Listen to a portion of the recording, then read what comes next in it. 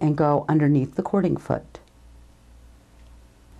I originally designed the strand reel for the multi-cord foot, and it has bobbins on it, and you wind up your different cords on the bobbins, and then you wear it around your neck, and then you string the different strands into the cording foot. And what this does is then it all the cords will evenly roll off the bobbins so that you have control over your cords while you're stitching. Okay, so here's my cord, and I'm snapping it in my cording foot, and I'm going to use the same bar tack that I used earlier. The only difference is that I'm going to lower my thread tensions a little bit more because the top thread needs to travel more this time. It needs to go over something, so I need to lower the thread tension so that the thread has more free flowing.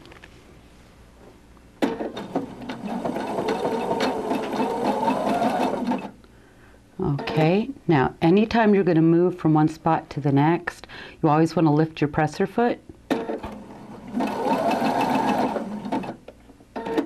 So here I'm doing the same thing, this bar tack with over the cord.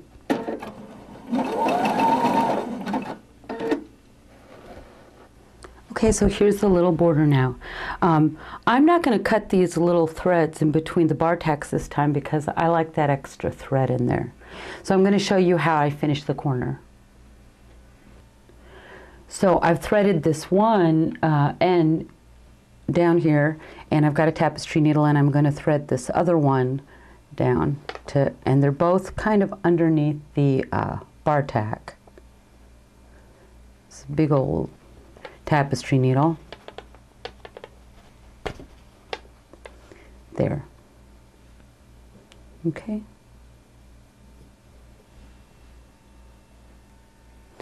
I cut 3/8 of an inch strips of the fabric that I used for these little tiles. And now what I'm going to do is stitch them on the outside, and I'm going to give it a little pleat and do bar tack, and then give it a little pleat and do bar tack. Okay? So what I'm doing is I've pleated this. I'm pleating them one at a time between 1/2 inch and 5/8 of an inch. Okay, you see that little pleat, okay? And I'm using a bar tack, which is about half the size of my original bar tack that I was using, so it's about at a 3.5. And there's a lot of different ways you can do this. It's fun to experiment, come up with different things, but I'm doing 3 little bar tacks before the pleat. Okay.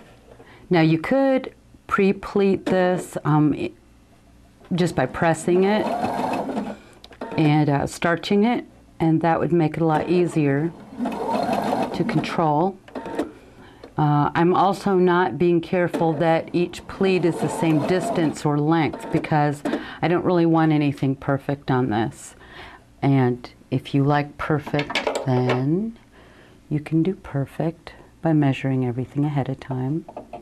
So I'm just going to cut those in between. I'll do another one. So I'm just going to pleat that piece of fabric up here. See, you could put lines on either side to make sure, or along one side to make sure that you're even. But once again, I like a sort of a haphazard look. Is that would be one way of putting it. I don't know, it's just fun. Okay, so this is what you've got.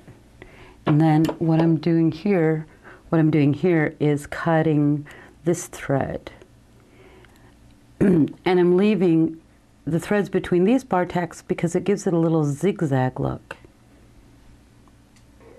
Okay, so here's my little fruit bowl with the jazzed up background and the little jazzed up border. As you can see, the pleating on the outside border there, I've sort of fluffed it up. and the beginning and the end of each piece has been folded under before I stitched. This is an example of a class that I teach, the red onion, and when I was stitching this was when I got the idea to do the bar tack, but in this case I thread painted the seed stitches.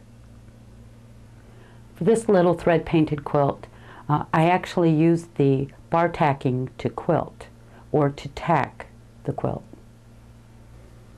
This little work is an example of a class that I teach called Personal Effects, where the student brings an image that's important to them. They learn how to thread paint and then put it together as sort of a personal shrine. Here a gold thread was used on top and a red thread on the bottom, allowing some of the red to come up so that you could see the red and the gold. And then I didn't completely cut the little threads, so they're almost like little bugs. The border there uses the technique that I showed you today, and there were decorative stitches put along both sides of the border. To learn more embellishment techniques, I have a video called Artful Embellishments, which has many different embellishment techniques. The embellishment video class is available on my website, as well as some other video classes at www.threadpaint.com. This has been Terry White with Designing by Thread. See you next time.